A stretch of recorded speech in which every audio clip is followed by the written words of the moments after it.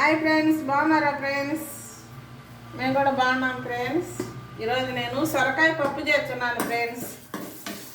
చూడండి, ఇది సొరకాయ పప్పు అండి. పెసరపప్పు, పచ్చిమిరపకాయలు, టమాటాలు, కొద్దిగా చింతపండు అండి. పెసరపప్పు వేసి సొరకాయ పప్పు చేసి పోపు వేస్తున్నానండి. ఇలా చేసుకుంటే బాగుంటుంది ఫ్రెండ్స్.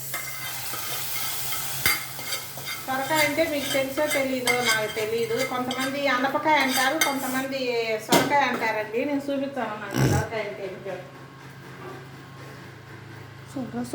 ఫ్రెండ్స్.